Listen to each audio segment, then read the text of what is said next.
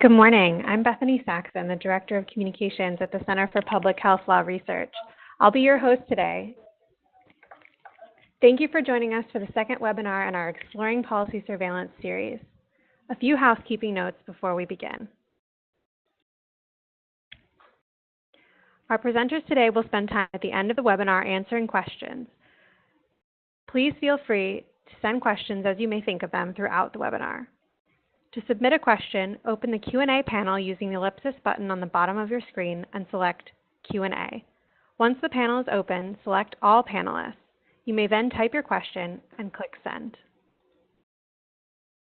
Our moderator today will be the Director of the Temple University Center for the Public Health Law Research, Scott Burris. Scott is also professor at the Temple University Beasley School of Law. He'll now introduce all of our panelists and our topic for discussion for today. Scott, go ahead, please. Good morning, everybody. I'm delighted to have you joining us.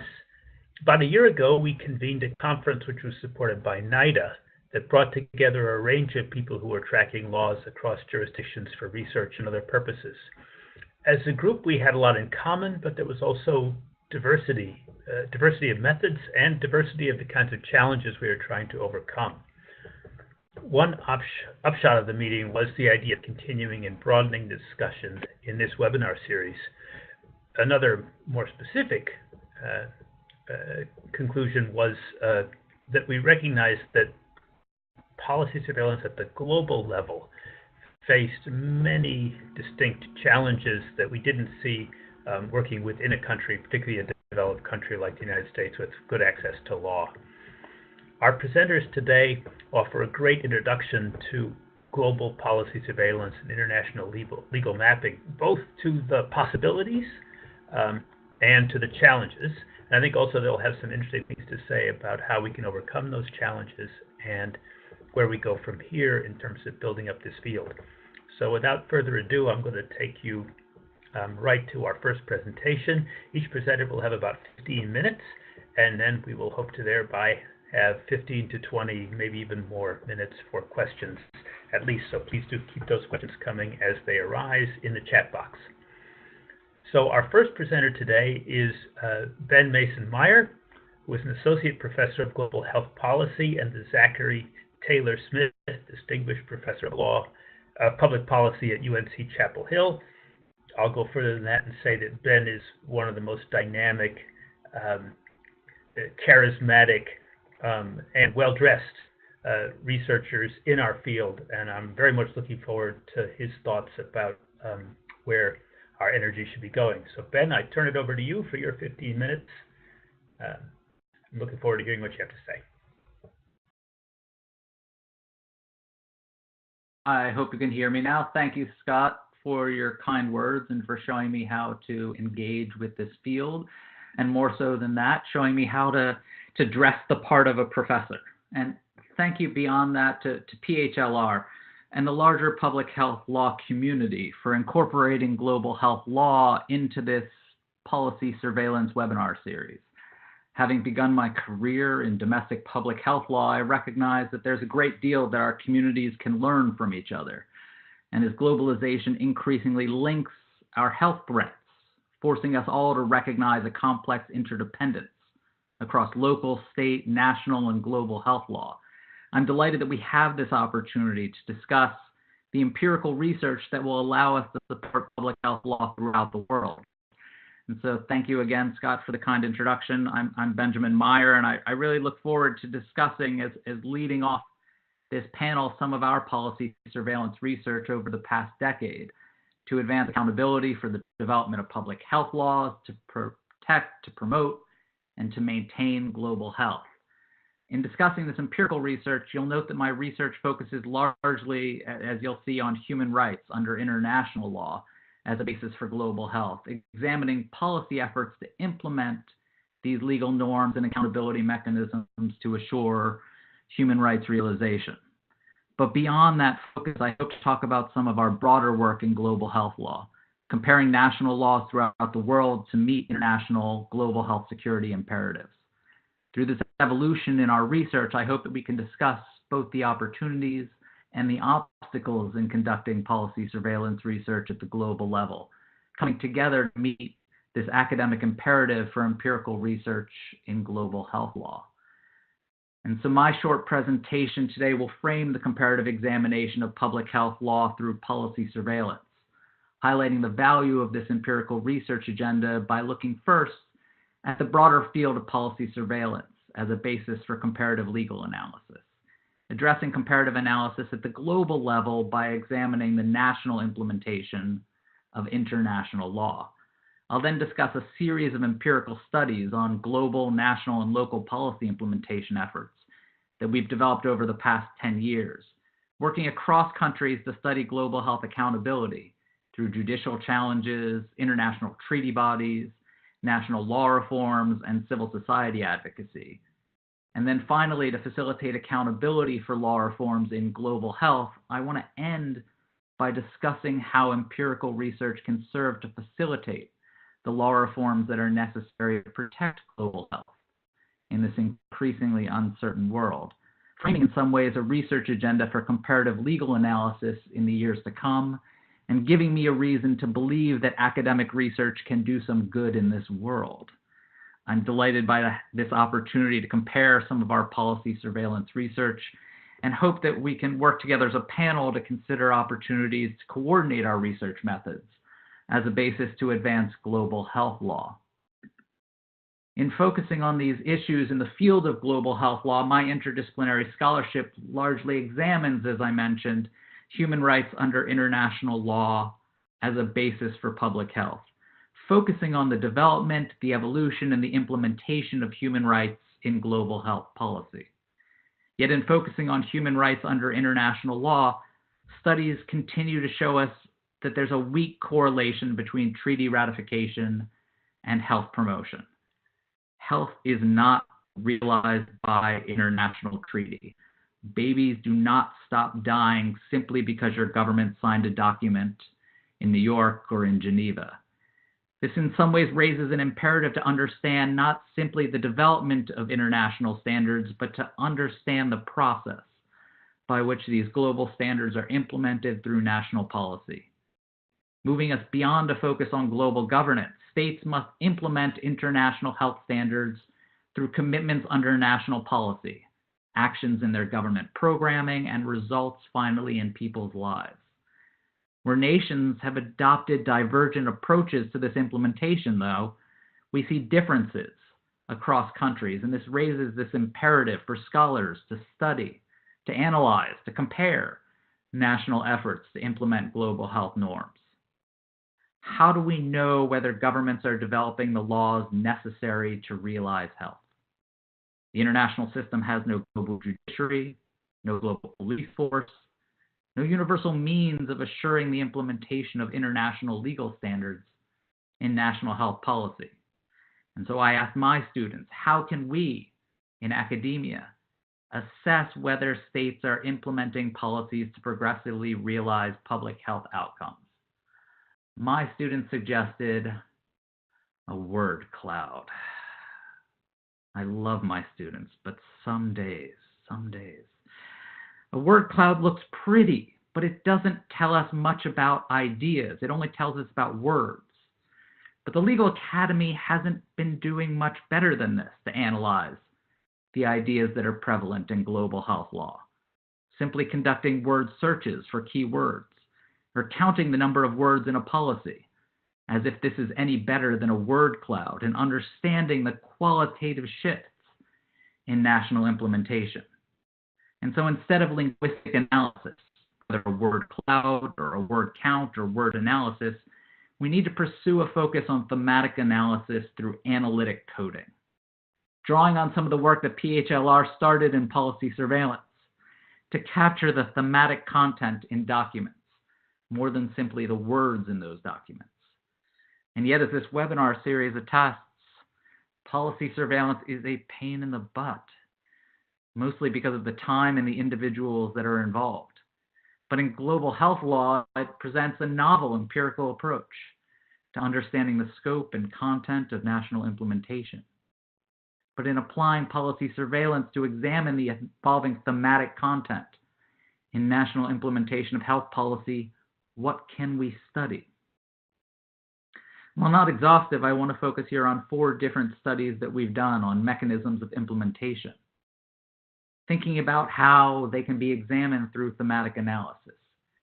Beginning in 2010 with the O'Neill Institute, developing a global health and human rights database that could analyze human rights litigation to advance health. Driven in many ways by the rights-based response to HIV/AIDS, rights-based litigation has produced prominent health policy reforms. And with the rising specificity of human rights obligations, we see the number of cases increasing dramatically throughout the world, and especially in middle and low-income countries. Yet in advancing this litigation to realize health-related rights, there was very limited understanding of the legal strategies for litigation success, the policy effects across varied national health systems, and the public health implications of these cases. And so beginning in 2008, I worked with the O'Neill Institute in Washington and the Lawyers Collective in New Delhi to develop the Global Health and Human Rights Database, the front page of which you see here on the screen, using that database to compile, summarize, and categorize health-related human rights in national courts. Following from an exhaustive search for judgments in multiple languages throughout the world, these relevant judgments were included in the database and summarized where the case is adjudicated by a specific court, implicates a specific health topic, and argues based upon a human right under international law. This database aimed to provide comprehensive access to judgments at the intersection of health and human rights, coded on the basis of themes. But these themes were limited, as circled in the image here on the screen, simply based upon the human rights that are claimed, the health topics advanced, and the geographic region concerned. We could do better than this. And so we sought to build upon this categorization methodology in examining, international human rights treaty bodies. These United Nations institutions that monitor state reports on the implementation of rights throughout the world. Advocates seek to use these state reports to compel shifts in national practice, but we know very little about what states are reporting across treaty bodies, across rights, and over time. And so to understand the substance of these reports as a basis for human rights accountability, we examine the changing thematic content of what states are reporting to treaty bodies, what civil society organizations are reporting to these bodies, and how the treaty bodies are responding. But when I say that we're examining the evolving thematic content of these reports, we're talking about a much larger set of themes than in the Global Health and Human Rights Database. The UN system provides reports detailing the normative attributes of human rights. And here we see the code book that we used in our initial study on the right to water.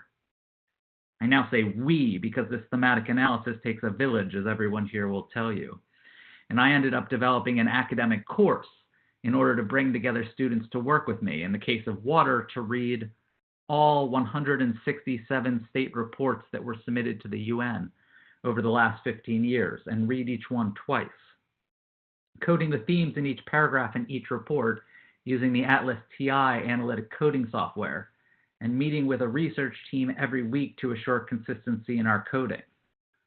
While there are limitations in this type of research, both in identifying themes in treaty body reporting and in assuming that that treaty body reporting reflects the actual situation in the country, this empirical work for the first time could provide generalizable findings on treaty monitoring for the UN, and was able to lead to an article in a law journal that was willing to publish an article with 26 different graphs in it.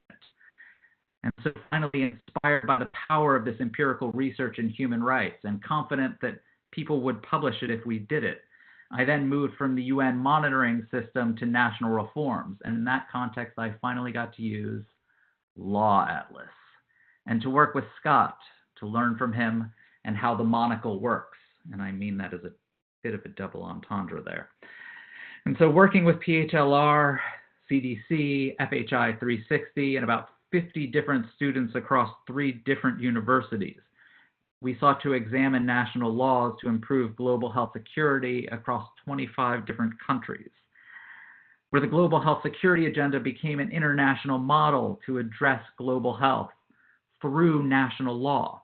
Countries came together in 2014 after the initial Ebola outbreak that summer to frame these 11 areas that countries should advance under law to prevent, detect, and respond to infectious disease threats.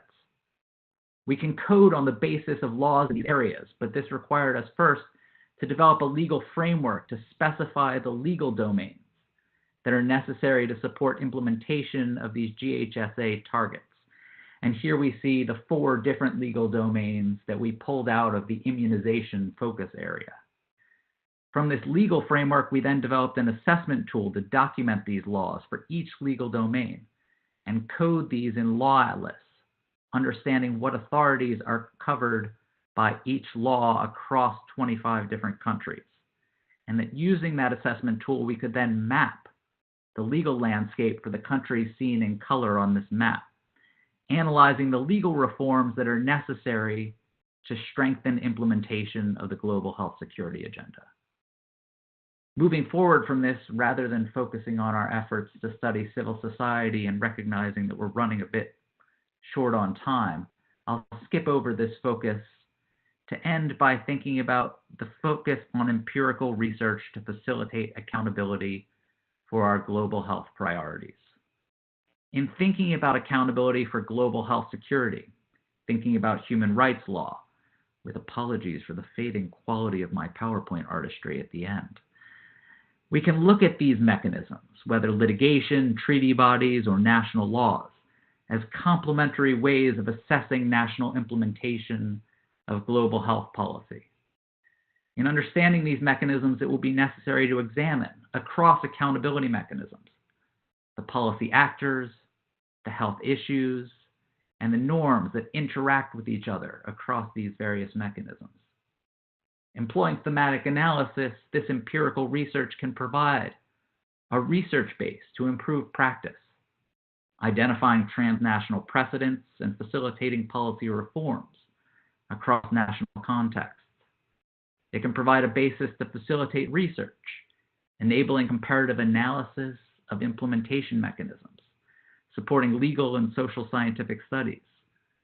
And it can provide a basis to frame global health governance, developing indicators to facilitate both empirical scholarship and accountability for the law as a determinant of the public's health. As these mechanisms evolve, there arises an imperative to establish these legal precedents across countries, to develop best practices in enforcement, to harmonize our laws that prevent, detect, and respond to global health security threats. But we all in many ways need to work together to make this a reality. Academic research can provide this. This is an amazing time to study global health law, but we need the tools to do so. Academics can assess the implementation of global health policy. And I hope that I've provided a sense of how policy surveillance can support comparative analysis to understand the diverse approaches to public health law throughout the world. Over the course of developing these studies, the world has changed and is continuing to face unprecedented challenges to our institutions for global health, human rights, and national and global health law. But having spent the past decade developing this research, I remain hopeful, not just in my students, but in the strength of their focus on public health law, to realize justice in global health through these difficult years to come. I look forward to everyone else's presentations and hope that we can work together in the question and answer period and in the years to come to overcome these challenges to policy surveillance and to use policy surveillance to advance global health law. Thank you very much. Thanks very much, Ben. That gets us off to a great start. Our next speaker is Dr. Matthew Cavanaugh, who is a visiting professor of law and the director of the Global Health Policy and Governance Initiative at the O'Neill Institute for National and Global Health Law. As Ben mentioned, O'Neill was one of the components working on the Global Health Security Agenda project, and of course, Matthew is just taking a couple of minutes out from his current work on the Ebola crisis, which produced a very interesting call in Lancet last week. Matthew is a social scientist, not a lawyer, but you can see that he's pretending to be one, at least on TV, and is definitely bringing a very strong science perspective to this work, and his presentation, I think, will be quite interesting and challenging on the score of how he raised the bar for quality scientific legal data. So, Matthew, I'm going to turn it over to you. Thanks, Scott. And thanks, everybody, for joining. This is a great group of folks and a really interesting topic. As Scott was saying, I come to this as a political scientist and also as an activist and advocate working with civil society groups around the world to change global health laws and policies. So I bring a little bit of a different perspective, and what I'm going to try to do is to talk about some of the ways that we've actually tried to use the data that's been produced in a variety of ways to understand a bit more what does a good policy environment look like, to what degree does it have impact, and which countries are going faster. We have in global health now more data about health outcomes and about institutional context than we've ever had, right? We have cross-national data sets now that really do start to be able to compare countries across and between. And so as somebody trained as a social scientist, as a comparativist, I think what we can learn about the ways policy environments impact health outcomes is actually incredibly important piece of what it takes to actually do good global health these days. And also we can understand, why is it that some countries go faster? Why are some countries adopting science-based and evidence-based policies quickly, and why are others not? And then what can we do in terms of a political strategy to address those? And then, to what degree does identifying those countries that are falling behind help move policy? So I'm going to give one specific example here about a project that we've been working on with some colleagues at IAPAC and the University of Pennsylvania, where we're really looking at the political drivers of uptake of policy. And so, the question that we set out to look at, right, was why is it that, the translation of scientific evidence into policy we know is driving progress in public health? Basic immunization, right? That is a core question. The application of germ theory, says Angus Deaton, is actually a lot of what's driving good public health these days. And so if that's true, why is it that we see such persistent cross-national differences in the policies that are actually governing medical treatments, right? So if you ask that question, right, why are there these differences? Physicians, WHO, policymakers, some health policy scholars have a variety of answers, right? They say what we have to focus on is we have to improve the scientific evidence for good policies. We have to clarify the interpretation of what that evidence means for policymakers. We need to actually have dissemination channels where leaders around the world can actually get access to that information. We need to have cost-benefit analyses. We need to have enough resources to actually implement good policies. But what we see is that again and again, even when you have all of those things in place, we still see a lot of differences across time. So one of the projects that we're working on right now is actually to look at HIV treatment. And so HIV in this sense is a really glaring case in point. And I'll say why in a second. But we've got more than 70 million people living with HIV. And early on in the epidemic, the advice was we can start HIV treatment late because the drugs are expensive, there's a lot of side effects. Whereas, most recently, there's been a whole series of randomized control trials that show the health benefits of starting earlier. This paradigm shift in HIV treatment has gone from you should initiate HIV treatment at 200 to 350 to 500 to treat all. And so, that's in part interesting because it's something that I've worked on a lot and something that many people living with HIV around the world have really demanded access to the highest standard of treatment. But it's also very interesting because you see policy changing, policy norms changing in real time. And so do the elements that actually explain why countries have different policies hold up here, right? Well, so is the question one of evidence? Well, here you've got billions of dollars spent on randomized control trials that enrolled tens of thousands of people. You could not find better evidence than an HIV treatment, and yet we still have differences. We've got dissemination channels, an entire UN agency dedicated to actually sharing out and spreading the word about the best scientific evidence, and a whole department in World Health Organization, of the UN meeting coming together and making declarations.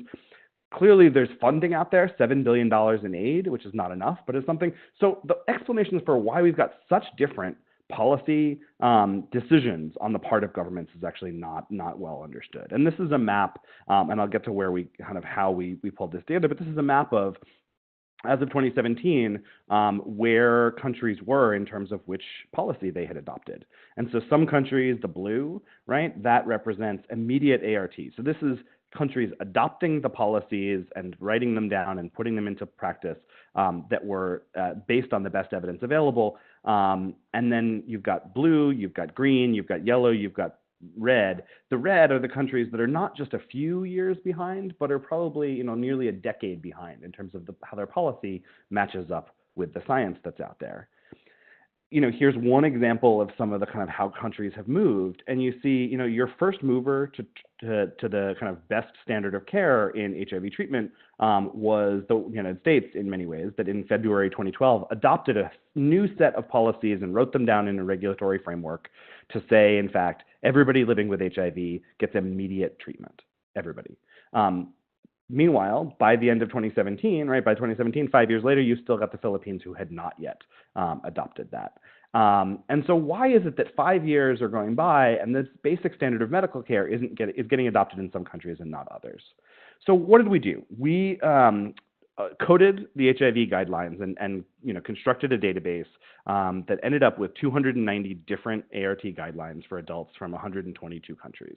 We were able to get 98% of the global HIV burden. And so what we did is we got as many of these guidelines as we could, and it was highly challenging to try to get a hold of the actual physical documents. And this is something we can talk about as well, about kind of when it comes to policy surveillance, to what degree do we need the policy documents, to what degree do we need statements made by governments about what their policy is, especially in the global south. But for us, we tried to get the actual guidelines. And so we ended up with this 290 guidelines. And then what we did is we took a next step. We didn't just put those out there, which is an incredibly important first step, but we also coded it against WHO guidelines. And what that did is it let us understand what's the time difference between when WHO recommends a policy and when countries have actually picked them up and adopted them.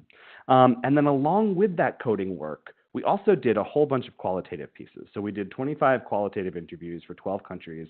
We chose those countries based on, you can see on the right, a little map of kind of which countries we chose. And we chose them based on having some early adopters and some late adopters. And then we also chose them based on high prevalence countries and lower prevalence countries, high per capita health expenditure low, and strong health systems and weak, because we wanted to understand what's going on in all of these contexts that would explain why it is that some countries are able to go fast and some countries are able to go slow. And so taking that next step in policy surveillance to use the data that we're collecting to understand something really critical about the world. I'm not going to go into deep analysis on the social science pieces, except to say that there's a kind of wide variety of explanations about exactly why different countries might adopt faster, and so we tried to account for those. So the first part of what we did was actually a statistical analysis, and we used as independent variables a few indicators that might explain, based on social science literature, why some countries are going fast and slow. Is it that the disease burden is different, right? So clearly countries with more HIV might be going faster. That might make sense. Right? Also, the agenda setting literature says, right, that if you've got a lot of people living with HIV, it's going to be a bigger political issue and it's going to get on the agenda and that's going to be easier, right? Is it instead about wealth, right? Poor countries will just adopt slowly because they don't have access to resources. Is it about democracy, right? A big bugaboo in political science, right? Is there an effect of a more democratic country versus a less democratic country on whether or not they're going to actually adopt evidence-based policies? How about the structure of government, right? And this is where we said, look, those top three are the core explanations within much of the literature. And it actually defines why I think a lot of folks within the health policy world will say, okay, those are your key pieces that are likely to determine what's going to happen. And we said, okay, what about if we actually looked at the structure of government, i.e. veto points? And I'll talk a little bit more about what I mean, and then about ethnic diversity. So what we did is we put that into a statistical analysis, and I won't go deep into it, but you can just see here where the lines cross. Those are non-significant, and the only two pieces that we found that were significant were actually ethnic diversity and the structure of government. Democracy, HIV prevalence, and GDP were not statistically significant. And we backed that up by actually going in and doing interviews to understand what was going on. So, just really interesting that the expected factors didn't have an effect. We certainly assumed that somehow disease burden, what relative prevalence would you have might actually impact on whether you adopt policies fast.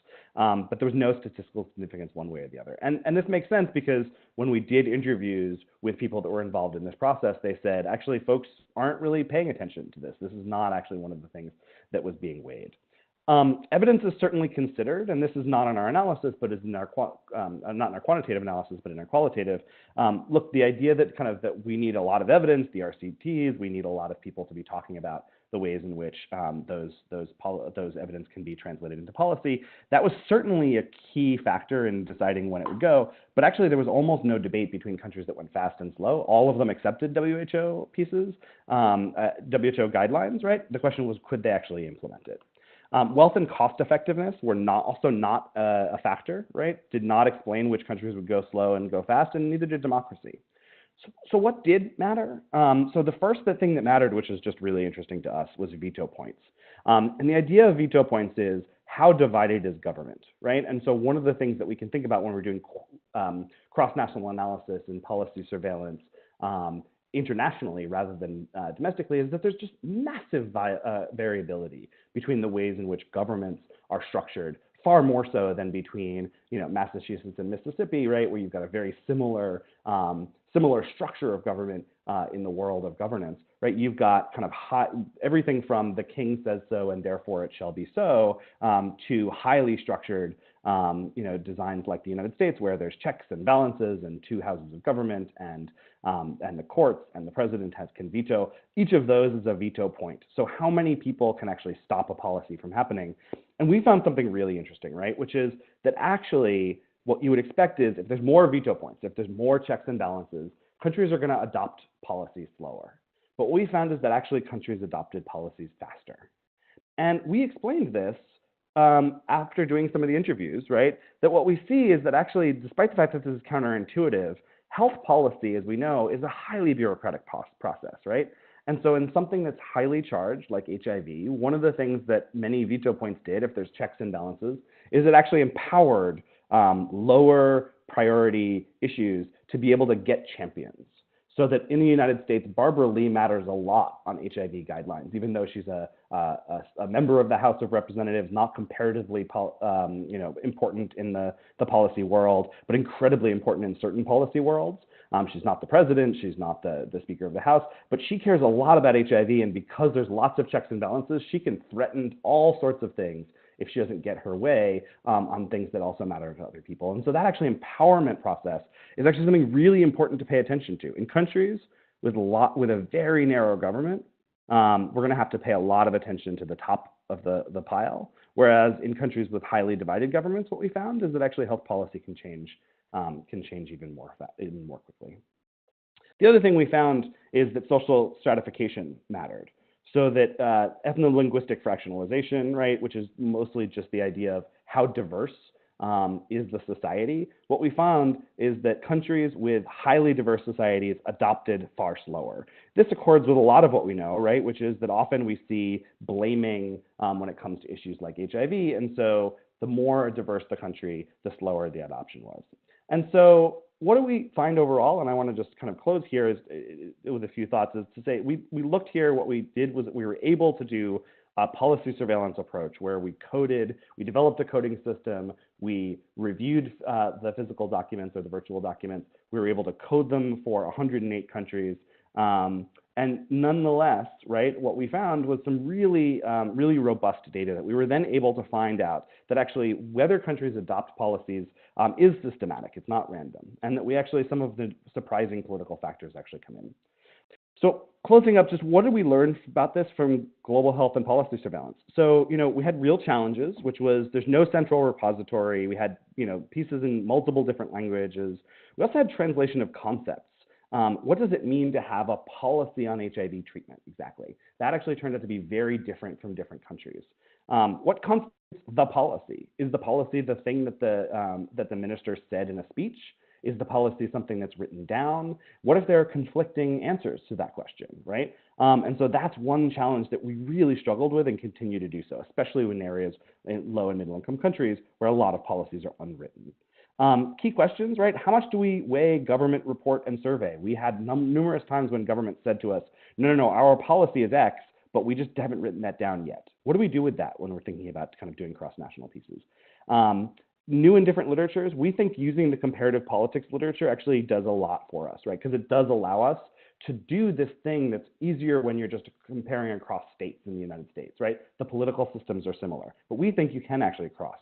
And then finally, we think, there's a lot of really interesting work to be done here on global health, what policy surveillance brings to global health, actually evaluating the policy as an intervention and understanding political adoption strategies. But also global health brings something really interesting to policy surveillance, which is bigger differences in political systems that's actually going to bring a lot to the state piece. So we're going on with this, doing a variety of new projects in HIV and TB, but I'll perhaps leave that for question and answer. Thanks very much all for joining. Thank you, Matthew. That was just tremendous. And your last slide could be the guide to the, to the challenges and some of the tricks for the future. So I'll look forward to some interesting discussion on this. I know I have a bunch of questions. But we turn next to Professor Dominique Sprumont, who is from he's the founder now of the Institute of Health Law at the University of Neuchâtel. He's also now associated with the University of Lausanne in Switzerland. He's somebody who's been passionately committed to making the law work for health and also to making legal information more available. He's got in addition to what he's going to talk about here in his work in law and policy surveillance internationally and in Switzerland, he also has a great website called TREE, which makes available for many, many countries the basic documents that govern the regulation of research. So I'm happy to introduce my colleague and friend, Professor Dominique Sprumont. Thank you, Scott, for this kind introduction. I don't know, do you hear me? I hope you hear me. Yes, you're coming through loud and clear. Thank you. Thank you. That was my concern. Well, I come with a lot of humility in this group. You have very articulated presentation and very complex theory behind your presentation, as I can see. As I have said to Scott many years ago when we met in China, he gave sense to my life in the sense that there is nothing more practical than a good theory. And I'm not going to talk about theory, and I come here hoping that I may be understood in spite of my French accent, by the way.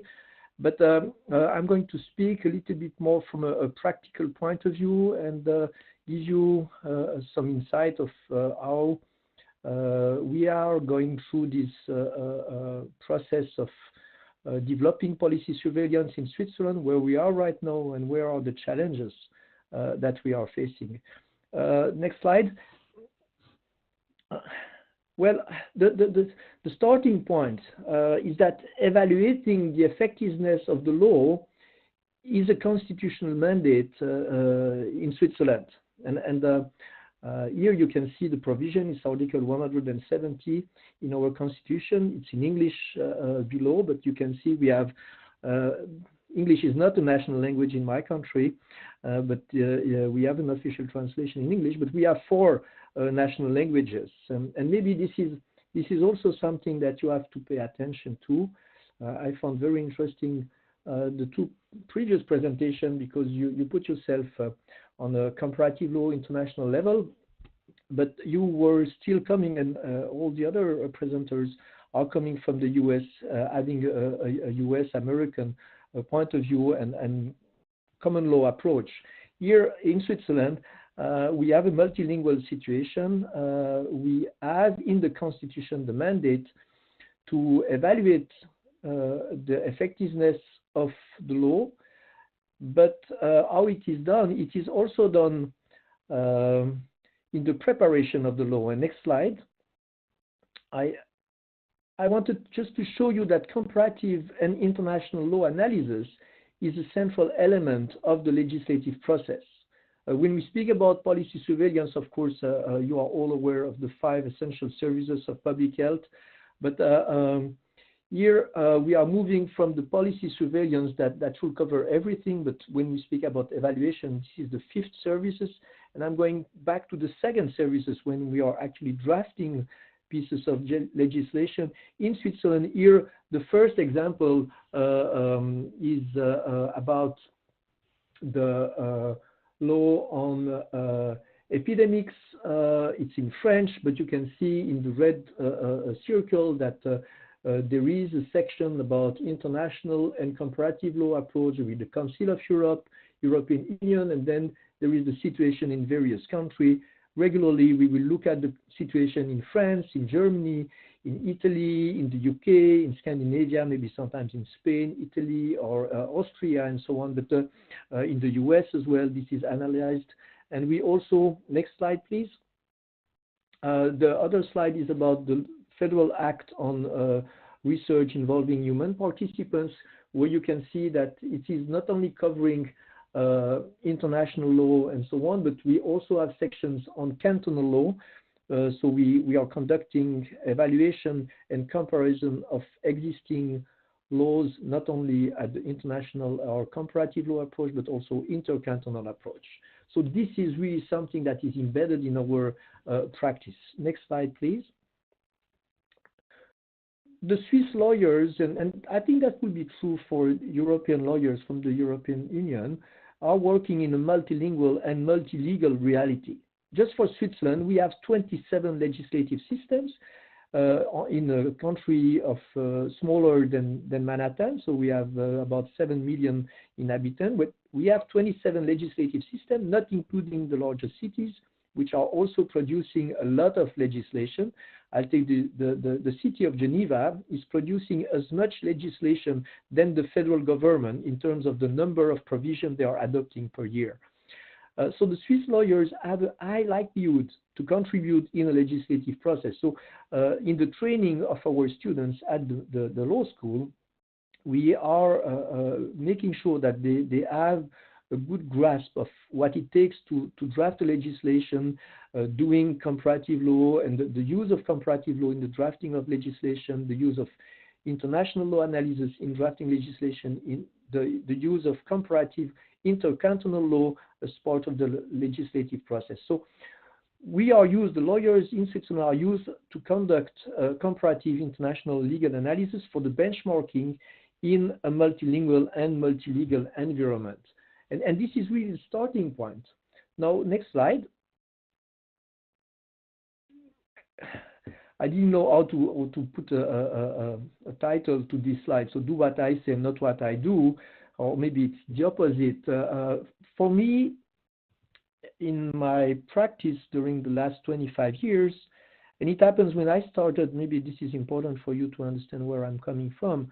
My institute was mandated by all the French-speaking cantons, each one after the other, to revise their health legislation, the complete health legislation, meaning, you know, the infrastructural health legislation defining who is in charge of what in the government, regulating patient rights, regulating healthcare professionals, regulating foodstuff, regulating the access to the market for drugs and so on. So the big variety of that. And so this is where I started.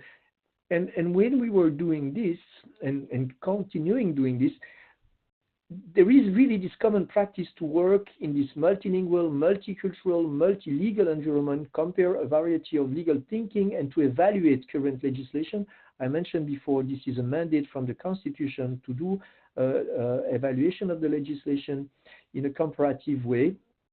We are doing that, but yet this is not policy surveillance. And I can suddenly see on your face, you know, who is this guy? He's not talking about policy surveillance. This is a webinar about policy surveillance. Well, actually, Switzerland today is not conducting policy surveillance. And I think this is a matter of fact for most of the European country I'm used to and comfortable to work with. Next slide, please.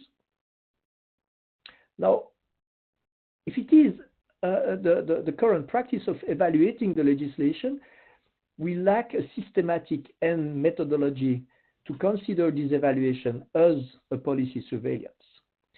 And yet, public health in Switzerland and in Europe will highly benefit from introducing policy surveillance. And I thought the previous presentation were really very interesting about the effectiveness of policy surveillance and the chance for public health to introduce better health faster thanks to public health. Now, and thanks to policy surveillance.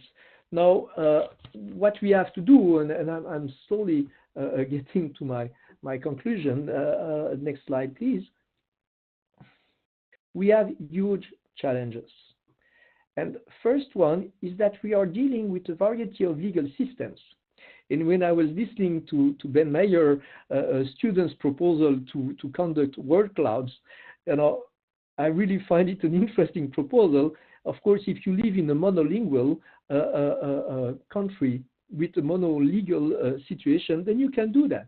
But when you are doing this, do you do this in English? Do you do it in French, in Mandarin, in Spanish, in Portuguese, and so on? And how do you manage to cope with all the variety of the words, even within the English language? You know that a word can have a different meaning if you change the context, So we have to cope with this variety of legal system. We have to cope with a multilingual environment. And sorry to say, English is a big problem for a rigorous scientific approach at the international level, and also at the national level for Switzerland. If I would conduct my research in English in Switzerland, I will totally miss the difference of culture between the French-speaking, the German-speaking, and the Italian-speaking regions. And that will make my analysis very theoretical, maybe scientific, but totally useless. And I want to stress the fact there is nothing more practical than a good theory, because the theory has to be meaningful for the reality. We are also dealing with multicultural environments. And all those elements make it extremely difficult to move from the current legislative evaluation to a true policy surveillance. Also to the fact we have limited expertise in policy surveillance.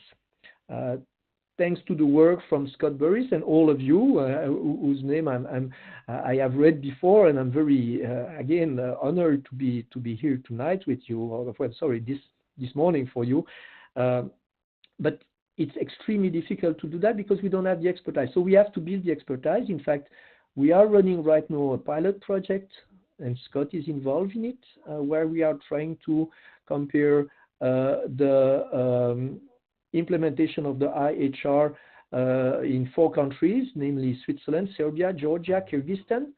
And this is a huge challenge because even within my team, in Switzerland right now, I have 5 persons in my team. The 5 persons cover 5 different nationalities and 6 different languages. So within my team, we have already 5 different nationalities and 5 different languages. I don't know if you can naturally do that in your own team in the US, but this is kind of a normal situation in Switzerland to have such a broad scope. But even with this very broad competency in terms of languages and culture, I have Russian, I have some Italian, some Spanish, Belgium, French, Swiss, of course, competency and so on. Even with all that, this is extremely difficult to cope with Georgia and Kyrgyzstan and Serbia, for instance. The language is different, the communication with the experts is different. And now, really, what can we do about that? And going back to the previous presentation, I think we have to be very modest and think about why do we do that? Do we want to produce more evidence for the decision makers? But we know for a fact that decision makers don't care much about evidence. Of course, in some situations they do, but if I take the case from Matthew Cavanaugh, money and evidence-based, if you have more money, then maybe you are more sensitive to evidence-based. Well, it will not fit very well with the Swiss situation. I was late on this teleconference because I was talking with the president of our House of Representatives at the federal level, because we are on the point to adopt a law on tobacco products. Switzerland is the last country, one of the last countries in the developed world to have not ratified the framework convention of WHO for the control of tobacco. Evidence-based we have about tobacco, but the Swiss politicians don't care because politicians have other agenda. And now we have to find a way, and this is my open questions. I don't have an answer. Honestly, I don't have an answer. How do we make the decision maker pay more attention to evidence-based as what should become a normal tool in developing policy? And how could we improve the impact of policy surveillance in the drafting of legislation? I don't have right now an answer. I know it's a huge challenge, and I hope that with the various examples I have provided here in my very modest presentation, I hope that I have opened up a little bit the vision that we can have together in developing the best approach. Thank you. Next slide. I could not help to speak a little French. Merci de votre attention. Again, and I wanted to finish in French with this little note because don't underestimate the language barrier. When we are conducting policy surveillance at the international level, we tend to translate things in English, but why do we translate this in English? Is it for the benefit of the international expert or for the benefit of the national actors who actually don't speak English and need to have an answer to their very important questions? Thank you for your attention. Thank you, Dominique. I have put in some citations in the chat box for all of you, including a reference to the Tree Learning e-learning site that I mentioned before when I introduced Dominique, which as we close, I can also refer you to as a model of a multilingual resource in global law. Now I'm happy to introduce Willetta Wayseth, who is the Senior Research Analyst at the World Policy Analysis Center at the UCLA Fielding School of Public Health. I don't believe that I've met Willetta, but I'm quite familiar with the World Policy Analysis Center and their really groundbreaking work in tracking law at the global level. I first met the project director for this project at APHA 2 or 3 years ago. It just was a really powerful, actually on a panel that Ben Myer organized. It was a great opportunity to begin this discussion of global policy surveillance. So I'm very eager to hear what Willetta has to tell us about the work of World, and I turn it over to Willetta now. Great, thank you so much. Thanks for the introduction, and thanks for including the World Policy Analysis Center in this discussion. As Scott mentioned, I work at the World Policy Analysis Center at UCLA under the leadership of Dr. Jody Hyman, who was on the panel that you just described. Now, I was actually at that discussion, so I've had the pleasure of hearing a few of you in real life as well. So thanks so much to everyone for being here today. I'll try to, spend not too much time on methods so we can spend time in conversation together, but I will spend a little bit of time because I think this is a crowd that will appreciate it. So essentially, I think, if you're on a webinar dedicated to global policy surveillance, probably I don't have to try too hard to convince you about the importance of paying attention to policy, but as a global community, we have made much more progress on collecting and understanding health outcome data compared to data on global laws and policies that truly powerfully shape population health.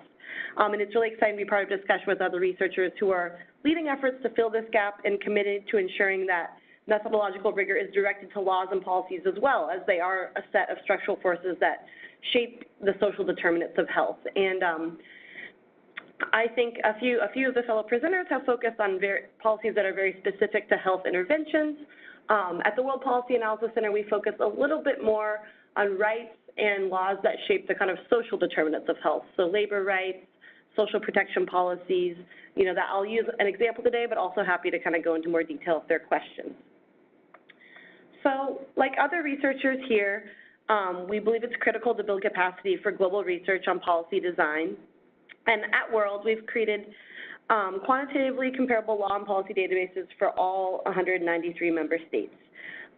These data can facilitate comparative studies on policy progress in areas that advance well-being, and they can inform policy debates by illustrating what's been possible in other countries around the world.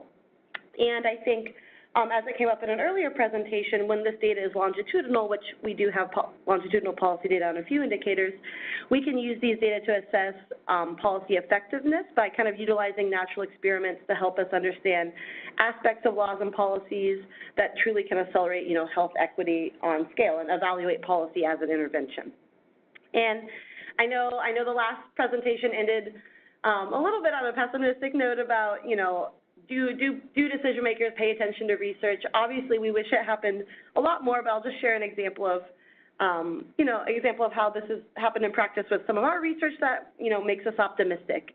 So last year we learned that a couple senators in the Philippines were citing one of our policy to impact studies while advocating to double maternity leave in the Philippines from 60 days to 120 days. And they were making two arguments. First, that the length of maternity leave in the Philippines actually fell short of provision in other regional countries, and that is an approach we take to framing findings often, kind of where a country stands in relation to neighboring countries or countries that are similar based on GDP or other metrics. And they also were citing one of our studies undertaken in partnership with researchers from McGill that demonstrated that increasing maternity leave in low-income countries did actually significantly lower the rate of infant mortality.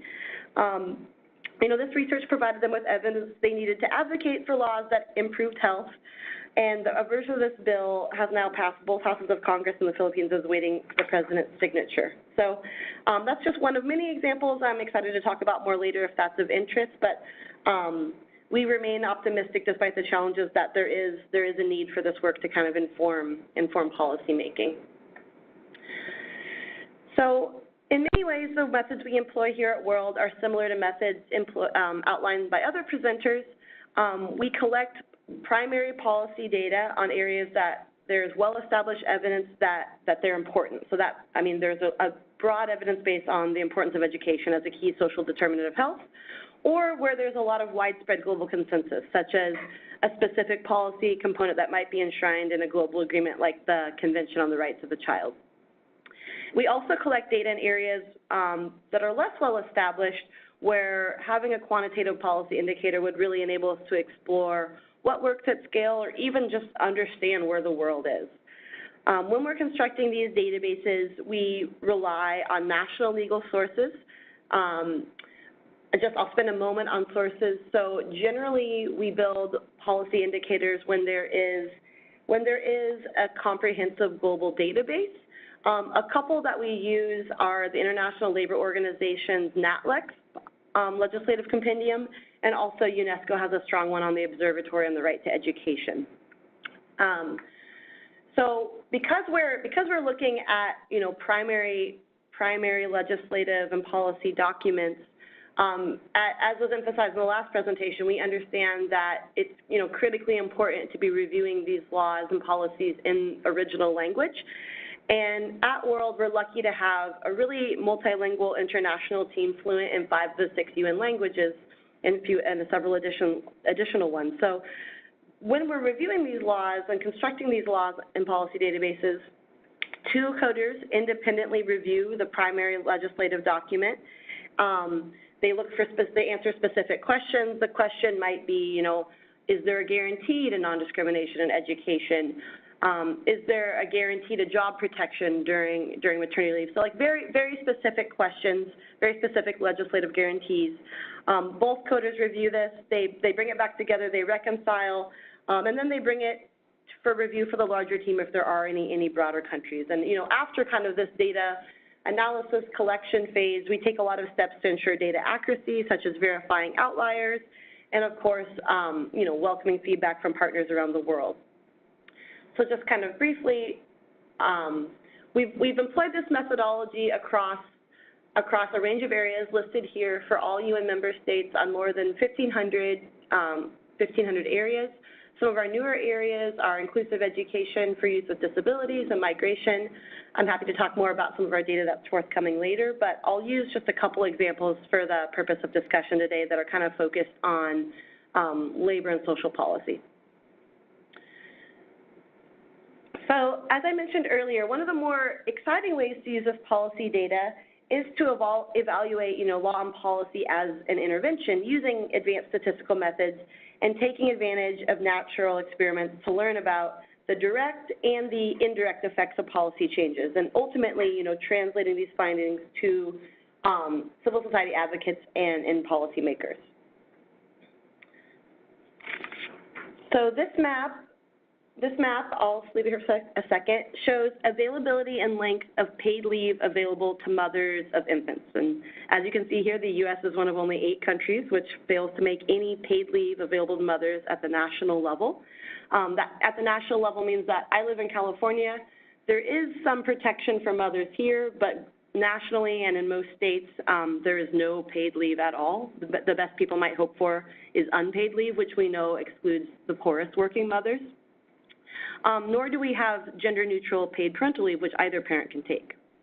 So I think like other researchers here, we do rely on international standards set by the ILO and the WHO to kind of inform the conceptualization of our variables. You can see here the countries in orange do not meet the ILO standard that women should be guaranteed at least 14 weeks of paid maternity leave. And the countries in light blue and dark blue, they provide at least 6 months of paid leave. And, as the WHO recommends at least 6 months of breastfeeding, paid leave does facilitate this, so we think that that's an important, oh, I'm sorry, it's not blue, it's light green. That's an important benchmark. So we've used this indicator. We have this actual indicator from 1995 to 2005. Every year, change over time, and because we have this variable over time, we can use it in models to look at the impact of policy changes over time. But of course, to do that, we have to have data on the outcomes. Really critical individual level data on health and economic well-being over time.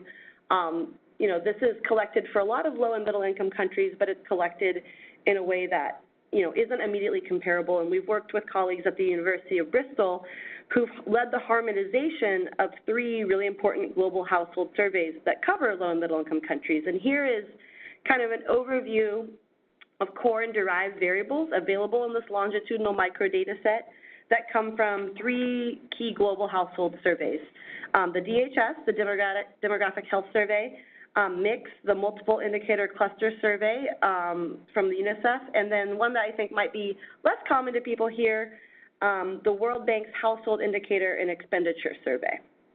So together, the efforts of World and the University of Bristol have resulted in about 1,500 law and policy indicators for 193 countries, which we compare with harmonized microdata for over 4.6 million individuals in the dark blue countries here. So one example of what this research looks like in practice. So this is a study that looked at the impact of maternity leave on child health, specifically infant mortality. In recent years, studies in high-income countries have consistently found that paid leave for mothers of infants is associated with improvements in child health. But given the larger proportion of women working in informal employment in low and middle income countries, there was a real question about whether or not policies in countries there that guaranteed paid leave would have the same impact on child health. So to kind of answer this question, we matched longitudinal policy data on paid maternity leave for 20 low and middle income countries with microdata for over 280,000 births, and we found that changes in these laws over time did have an impact. So this is kind of comparing health outcomes for people where there was a change in policy over time matched with health outcomes where there was not a change over time. We found that an additional month of paid leave led to 7.9 fewer infant deaths per 1,000 births, a result which we found while controlling for factors that might also impact infant health in a multi-level model, including gender of the infant, maternal age and education, presence of a skilled birth attendant, and others that were informed by the literature. And there's good research to support this idea that this increase for paid leave of mothers in these lower income countries might influence their ability to initiate and sustain breastfeeding, and critically to meet immunization schedules and have time off work to meet immunization schedules that require return visits to facilities, beyond the first day after birth. I just want to kind of quickly acknowledge that, this type of research is really ambitious, and this work wouldn't be possible without the expertise and perspectives of our global partnerships. We work with people who do this on the microdata side or the policy side, from Bristol to Bangalore, and it really is a team effort to ensure that these models are thoughtful and well-designed. And because we're convened here primarily as researchers, I started off focusing on the more rigorous policy to outcomes research, but another large part of our work is ensuring that these findings don't merely live on our data servers or in academic journals, although we know that's important.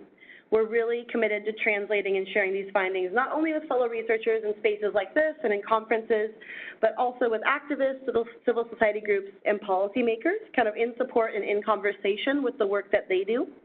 I know a lot of you here share this commitment to action-oriented research, and I'll just share a few examples of the type of work we've done with partners to disseminate these findings. So across topics and data areas, we've learned that visualizing policy data as global maps can be powerful. This image represents a comprehensive data release where our gender-related data across labor, marriage, and equal rights was released alongside outcome data from a variety of global sources. We've also explored other formats of knowledge exchange with partners, including Twitter chats, multilingual webinars, guest blog posts, and also one of my favorite is kind of deep regional civil society convenings with people kind of working to reform and advance accountability and implementation of legal rights. And given the diversity of stakeholders who kind of use our data, we've developed a range of materials written with different audiences in mind and in different languages, although that's an area that we can always improve on. When we do our global data releases, we share maps, fact sheets, briefs, download for researchers. I'm happy to talk more about that, and wherever possible, translate it into accessible formats, like large for screen reader formats, French, Spanish, and sometimes Portuguese. And finally, I think I'm really excited to kind of dig into some of the challenges and solutions and future opportunities that other researchers are excited about on this call. I'll just name a couple that we've dealt with. One is applying our methodology to countries with federal systems. In those cases, we adapt the methodology that we use at national level and use it at every subnational unit, identifying the weakest protection and then capturing that. That's why the United States is red, although there are a few states with stronger protections for maternity leave. Happy to talk more about that choice. And also in certain legislative areas where protections are, where there's a variety of mechanisms through which a legal right might be outlined. We do a lot of research at the front end to understand the variety of approaches and adopt a systematic framework that we can apply to all countries. Also happy to talk more about that. And I know we're running short on time, so I'll just kind of leave on a note about future opportunities we're excited about. One is increased opportunities to incorporate these data into monitoring global agreements. We are, with the support and guidance of an international advisory board, we're starting to prepare alternative report submission to treaty monitoring bodies, such as the body charged with monitoring the CRPD. And we're also, I mentioned that we're adding more indicators from the World Bank's Household Indicator and Expenditure Survey, so we can expand our policy to outcome work to measure how a range of policies affect not only health but income inequality in the coming months. So I'm looking forward to your questions. That was a lot of information in a short period of time. Just going to flag our website where you can download many of the indicators that I've kind of broadly touched on in publicly available downloadable data sets and access the resources I kind of shared. So thank you so much. Thank you very much. We are now going to turn to the Q&A session, and I invite people who are listening to the webinar to please start putting those questions in the Q&A chat box. Bethany, do you have anything you want to say about that or remind people? Sure. The best way to ask a question is to open up the Q&A panel using the ellipsis button on the bottom of your screen. You can select Q&A. Once that panel is open, just select all panelists. You may type your question and then click send. Okay, so while that's happening, I want to summarize a couple of, I think, key themes from today. Probably the most pleasant theme is the theme of how this can be done. We're clearly seeing that policy surveillance at the global level, in spite of all the challenges, is doable and can be effective. So that's really wonderful. The idea of translating the text of law into numeric data, which is, I think, at the heart of scientific policy surveillance or legal mapping, unleashes the possibility of more efficiently collecting and monitoring law and using it for many other purposes. We heard a lot about how important it is, how valuable it is, that we actually tie our policy surveillance work to the things that can be done with the data. First and foremost, of course, is evaluation. Everything from the design of policies to the allocation of really rare or scarce advocacy resources depend upon knowing which laws work and which don't. What's a good value? What makes a difference in people's lives? Tying our work to advocacy and action is also really, really essential to get the full value out of what we do. This does require a lot of dialogue, a lot of partnership, a lot of back and forth with stakeholders about what they really care about and what they need to learn, how they're going to use the information, and that requires us building, our profiles so that people see us as available and trusted partners. We also heard many references to some of the challenges, particularly the problem of finding law. That can be hard in a global setting, but as we also heard, there are a lot of resources that help us in at least certain areas get a lot of the law. I now have been working with Dominique and with Ben on these global projects, and I think and also done a fair amount of discussion with people who do policy surveillance in other parts of WHO. And one of the things that I've taken from that last year of thinking that is new from what we talked about a year ago in our NIDA meeting is both the importance and the potential of trying to integrate survey methods and tools into our standard legal research approach and technologies. So, right now we mainly get our law from finding it ourselves and from asking respondents in governments or local lawyers or however it might be to find that law for us. And increasingly we're using surveys either to do that or to validate what we're finding when we're working in a setting where we want some kind of government or expert validation. I don't hear a lot of consensus still on best practices or standards on translation and source of law, but I know that Matthew Cavanaugh is taking the lead on a paper that will look at some of these issues in more detail. I know this because he's waiting for me to comment on a draft, and I will do that, Matthew. So I'd like to start by asking the question and answer by asking if our panelists have any questions for each other. You can unmute yourselves and ask. I had a question. This is Ben. Sorry, I had a question for Willetta. In some ways, it seems exciting that your policy surveillance is going to feed into alternative reports to the CRPD, the Convention on the Rights of Persons with Disabilities Committee. But have you considered also doing policy analysis of the alternative reports themselves? And in part to see how the themes in the alternative reports are adopted in the concluding observations of the committee. Thank you. Yeah, that's a really good question, and this is a new area, so it definitely benefits from discussion with other people who've thought about these resources. Prior to this, we've primarily relied on concluding observations, reports by countries as kind of a secondary source to review of primary documents to, ensure that we're not missing something in the global compendiums.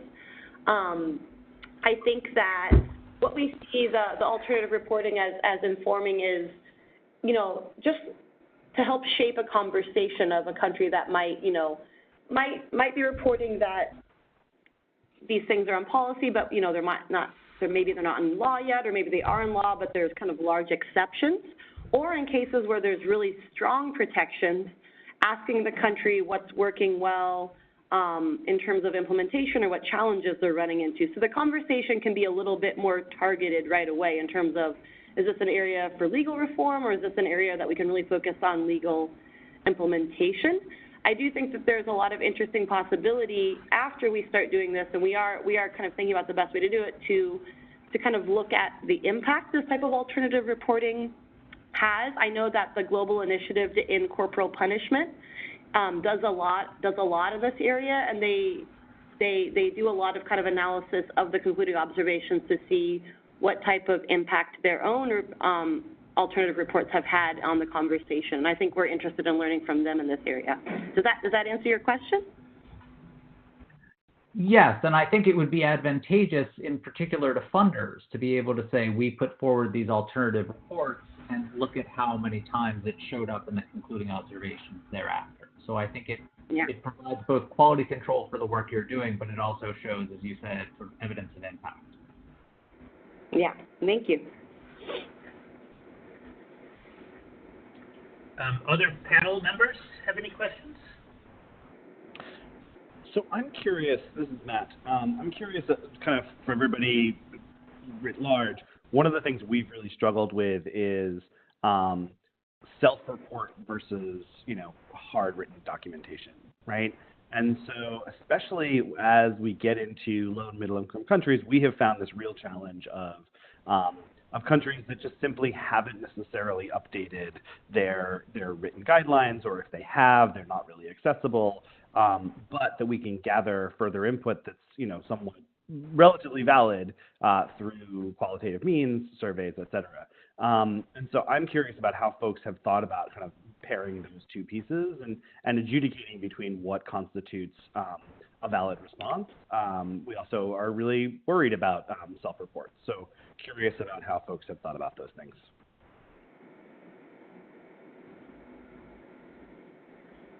Well, certainly one of the questions that comes up there, one of the issues I think that comes up there, Matt, is to the extent you can verify in any way the self-report, whether there's a range from sending essentially a set of questions about the law to a respondent and asking to answer them, to sending your coded data based on the law to a respondent to ask them to comment on the correctness. And I think that the more we think of either expert or government respondents as being part of a quality control process, as opposed to being the sole source, the less we have to worry about that problem of incorrect response. The limited literature on this is pretty clear that if you ask government people what the law is, they often get it wrong. Yep. So we start with that baseline. Oh yeah, thank you. This is Willetta. I would echo that. I know that it's a little different because you are looking at guidelines and things that would not be, in statutory documents necessarily, but in a lot of areas we've around Father's Day, we partnered with UNICEF to have a release, and we heard, what was great about that is a lot of countries were paying attention to that press release. We heard back from a number of countries saying that the data was wrong, but in fact they were mistaking it for the more generous policy in the public sector, maybe for their own contract. And I think, while there are a lot of steps you can do to validate data, I do think often relying on even people who work in government or lawyers is not always as accurate as you'd imagine just from sending out a survey. So in terms of areas that aren't as comprehensively collected, that is a challenge, but in terms of areas where there is legislation in a global compendium where countries are asked to submit regularly, I think we do find that to be more reliable than broader kind of self-reports. Yep. We got a question. No, I'm just to say, I think one of the challenges we're going to face writ large is that, that agreed that is a starting point makes sense, and yet there are large areas of health law where we don't have anything near that, right? And so the question becomes, how do we build that up in the interim? So, no, And we found in our study, this has been, that a number of the global compendiums were wrong when we asked governments, that they said the ILO is wrong, or OIE is wrong, or WHO is wrong about what they say the law is. And so where there isn't a federal gazette where all laws are published, and Dominique, je suis désolé, most of the civil law countries don't have this, particularly where there are décrets rather than published laws. It becomes more difficult. And we found it to be particularly problematic in the health sphere, where the health ministry may not be aware of a law that actually exists that governs health-related issues. I also wanted to just note here that this problem of law finding globally makes a strong argument for approaching an open source legal text ethic in our work, making sure that as much as possible, if we find a law, we put it into some repository or some setting where others can find it and not repeat the work that we did. But that's another story. I just throw that out there. We have a question from our listeners. Have food laws been studied on a global level comparatively? Do the tools and available academic capabilities lend themselves to that aspect of laws? Is it reasonable to think of establishment of a baseline of global food laws in place? Well, can I try to answer that one? It's interesting because in the food law, the food stuff regulation, the FAO and WHO have a common body, and they are working together in the Codex Commission and the subcommission of the Codex Commission, but to provide and to develop a more global approach. But it happens the president of the Codex Commission was a Swiss representative, and we have been talking a lot about how efficient the Codex was to have a global comparison. And one important element, I think it's important for the other domain, is that the global approach is always very difficult. You have to be very specific in each domain because you will need different expertise and different understanding and different laws that will come into the picture to get to really have the answer that you're looking for. So I think there are, this is a very interesting field, and I don't know who asked this question. I think this is a very, very important question, because indeed food law has been studied and is being followed carefully. Yet they are not using the policy surveillance in the way we are discussing today. But there are tools that are being developed that are interesting to see. Well, we do have, we have two problems. We have the law finding problem, which is, can we even get the text of the law? And then you sometimes have groups that will actually try and collect some of that law, and we have various databases that have already been referred to, and others, like WHO has a global abortion policy database, and there are regional databases like the European Monitoring Center on Drugs and Drug Addiction, which has a huge store of drug policies, but they're not necessarily being turned into data, which is where we come in to try and make that data more available for evaluation. We have an evaluation question here, which is, do you struggle to account adequately for control variables in the kind of evaluation analyses we've shown? Can this be a challenge, and how do you handle it?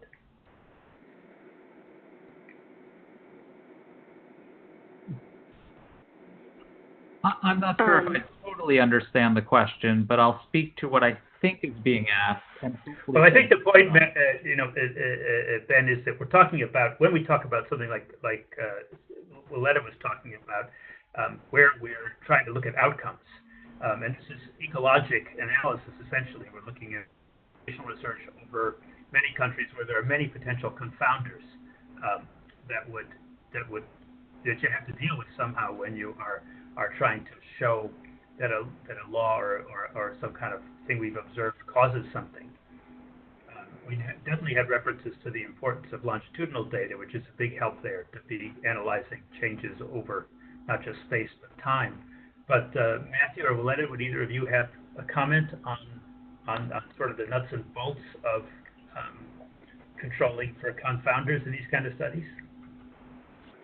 Yeah, just a brief comment. I think that Because it is quasi-experimental, obviously we'll never control for everything, but there is a lot of rich data in the harmonized data sets that would allow us to control for confounders at the individual household level that we know are, deeply related to the health outcome of interest. When we were looking at, the infant mortality study, you have data there that you can even allow you to control for, distance to fresh water, a lot of things that we know that are important, a lot of interactions with the healthcare system, and then, a follow-up study we did for the one that linked length of maternity leave to infant health was one where we looked at vaccination rates, and in that one, a way that we kind of controlled for, this was like a very beautiful model where we looked at, length of leave and like the likelihood of getting a set of vaccinations, and we found that, the longer the leave, the more likely mothers were to get vaccinations that were prescribed later after birth, but that the length of leave didn't have impacts on things we wouldn't expect it to, such as polio vaccinations, right? So I think to inform these models, you have to know a lot about, the scenario, things that you'd expect this to impact and not impact, and ensure that it's also not impacting those, to kind of look at the sensitivity of your model. So I think depending on the health outcome, you have to ask a lot of different questions, really look at the literature, and kind of do, sensitivity tests like that where you can, that are, grounded in the evidence and grounded in a good conceptual model. Let's turn to the question of using this data in for advocacy and supporting local organizations. We have a question of how does local organizing or advocacy move policy in relation to this kind of data? What are the what are the outliers, I guess? What are some examples of things that have worked well and maybe have not worked well? And so I think this speaks to a use of this data beyond what the data itself provides. The question then is, how do people advocate for policy reforms? And this kind of data can't necessarily show that. We can look at essentially the dependent variable, did the policy change, but we can't look at the underlying policy circumstances. That's in some ways what Matt's trying to get at, and I think, as Matt points out, it requires in-depth interviews in order to get some of that data. You can't just do it through coding. One of the things that we're working on right now in building this new kind of HIV policy piece is the kind of ability, to a different point of can we tell why policy is changing, potentially not. But I do think that there's a number of nice anecdotes about the ways in which making policy transparent across countries has been a hugely supportive tool in advocacy. We saw, for example, in doing this HIV treatment policy piece, we then put together this series of maps, and what we saw were civil society organizations, when we were in conversation with them, picking those up and using them in countries that were not green and blue, to advocate for a shift in policy, right? And they were able to say, look, the 3 or 4 countries around us have all adopted this policy. It accords with WHO, and we're behind the ball. I think one of the things that we're certainly looking at in the future is thinking about how do you kind of, as we're moving these into numerical data, how do we also think about kind of the benchmarking piece against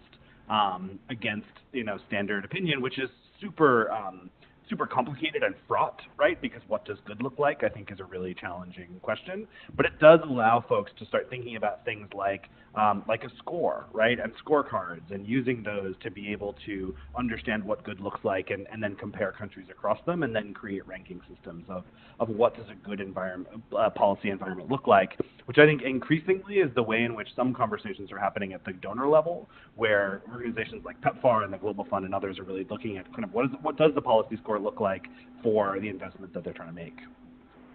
Well, I want to thank everybody for this. I just come away from this webinar really steamed in a good way, full of energy about the great things that our field is doing. And if you think about some of the themes that you've heard here, first of all, we're talking about really good research and the potential for strong evaluation that informs and moves policy. But we're also talking about engagement with people who are actually working out in the field, whether they're advocates or practitioners, trying to make systems work better, trying to implement policies, trying to change the rules. I can't imagine that you could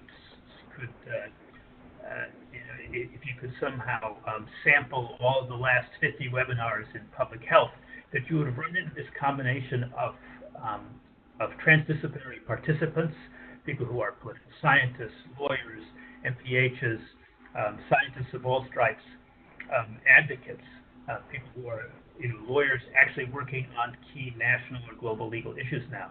And I don't think you would have heard, I think, the range of questions from, how do we make sure that our research is valid, to, key methodological questions about how we, make decisions about translations and about the proper sources for legal information and how we manage surveys.